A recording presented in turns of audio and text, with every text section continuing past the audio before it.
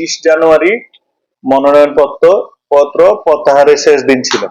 তো সোফার এখানে খুলনাতে হচ্ছে 2 জন রিটার্নিং অফিসার, অর্থাৎ 6টি সংসদীয় আসনের জন্য 5টি সংসদীয় আসনের রিটার্নিং অফিসার হচ্ছে জেলা প্রশাসক, সেটা হচ্ছে আমি।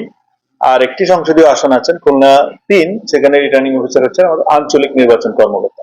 তো আমি যদি একটু সামারাইজ করি আপনাদের কাছে, সেটি হলো খুলনা 1, 2, 4, 5 ও 6 আসনের তথ্যগুলো যদি একটু বলি। এখানে মনোনয়নপত্র দাখিল হয়েছিল 34টি। এর মধ্যে সর্বশেষ যে হিসাব, তাতে 2টি মনোনয়নপত্র শেষ পর্যন্ত বাতিল হয়, আর অর্থাৎ বৈধ মনোনয়নপত্রের সংখ্যা হলো 32। মোট মনোনয়নপত্র প্রত্যাহার হয়েছে, আর তো সময় নাই, কমপ্লিটলি আপনার এই 5টি আসনে 4টি মনোনয়নপত্র প্রত্যাহার হয়েছে।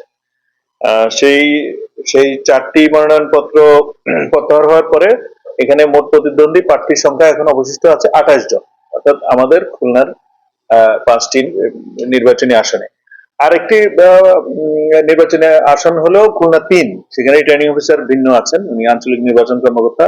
সেখানে মনোনয়নপত্রের সংখ্যা পড়ছিল 12টি, তার মধ্যে একটি বাতিল হয়, অর্থাৎ 11টি মনোনয়নপত্র হচ্ছে বৈধ, একজন প্রত্যাহার করেছেন, ওখানেও প্রতিদ্বন্দ্বী প্রার্থীর সংখ্যা হচ্ছে 10 জন।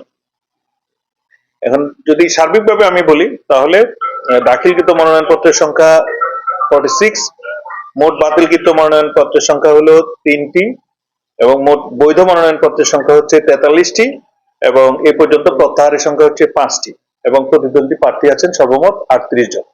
এই হলো স্ট্যাটিস্টিক্স, অর্থাৎ সোফার এদেরকে নিয়ে যারা 38 জন যিনি প্রার্থী, আগামীকালকে ওনারা আসবেন 21শে জানুয়ারি। আপনারা জানেন যে এখানে প্রতীক বরাদ্দ হবে এবং তারা তাদের নির্বাচনী ইশতেহার সবার সামনে করে শোনাতে পারবেন। তো আমরা আমাদের জেলা প্রশাসকের কার্যালয়ের 11টার সময় এই প্রোগ্রামটি শুরু করব।